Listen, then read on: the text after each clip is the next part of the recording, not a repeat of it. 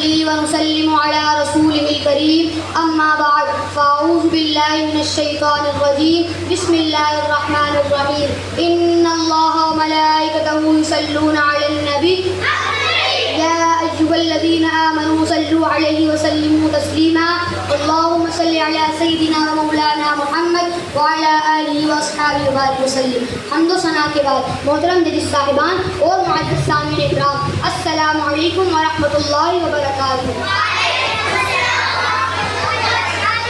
آج میں جس موضوع پر اپنی صدا بلند کرنے آیا ہوں وہ فقط ایک عنوان نہیں بلکہ امت کی کھوئی ہوئی عظمت کی کنجی ہے، بلکہ قرآن سے جڑے اس پیغام کی تجدید ہے جو ہمارے دلوں سے مٹ چکا ہے، اور وہ موضوع ہے اشاعت ترجمہ قرآن میں مدارس رحمانیہ کا کردار. جی ہاں سامعین ذی وقار، قرآن وہ کتاب ہدایت ہے جس کا نزول صرف پڑھنے کے لیے نہیں بلکہ اسے سمجھنے، اپنانے اور پھیلانے کے لیے ہوا ہے.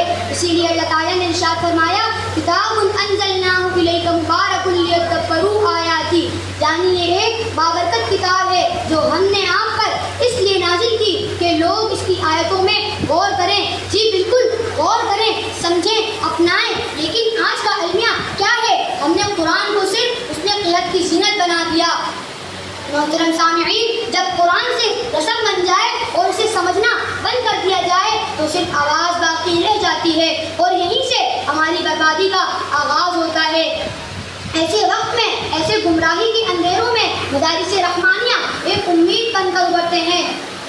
یہی ادارے ہیں جہاں قرآن سے حفظ نہیں ہوتا بلکہ اس کا ترجمہ بھی یاد کروایا جاتا ہے، فہم دیا جاتا ہے، قرآن کا پیغام دلوں میں اتارا جاتا ہے. سامعین محترم، مدارس رحمانیہ کا یہ عمل کوئی معمولی خدمت نہیں بلکہ یہ وہ کام ہے جو صحابہ اکرام رضی اللہ تعالیٰ عنہ نے خود سر انجام دیا.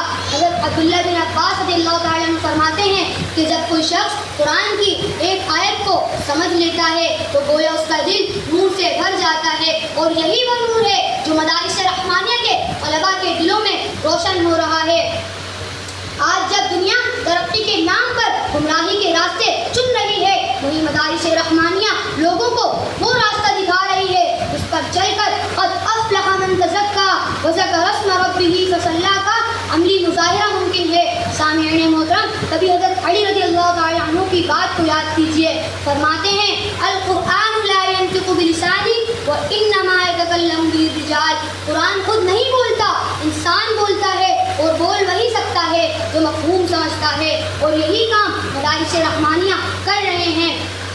وہی وہ جذبہ ہے جس کے بارے میں علامہ اقبال نے کہا تھا ہزاروں سال نرگس اپنی بے نوری پہ روتی ہے، ہزاروں سال نرگس اپنی بے نوری پہ روتی ہے، بڑی مشکل سے ہوتا ہے چمن میں دیدور پیدا. سامعین ذی وقار، آج جب تعلیمی ادارے مغرب کی نقالی میں بھٹک رہے ہیں، وہی مدارس رحمانیہ قرآن کی اصل روح کو عام کر رہے ہیں. یہ ادارے ہمیں بتا رہے ہیں کہ قرآن صرف داد پوشی کے لیے نہیں بلکہ یہ رہنمائی کے لیے ہے. یہ صرف تدفین کے وقت پڑھنے کی چیز نہیں بلکہ یہ زندگی کے ہر موڑ پر رہبری کرنے والی کتاب ہے. جی ہاں، یہی وہ انقلابی تبدیلی ہے جس کے بارے میں علامہ اقبال نے کہا تھا وہ زمانے میں معزز تھے مسلمان ہو کر، وہ زمانے میں معزز تھے مسلمان ہو کر، اور تم خوار ہوئے تاریخ قرآن ہو کر. وما علینا الا البلاغ المبین.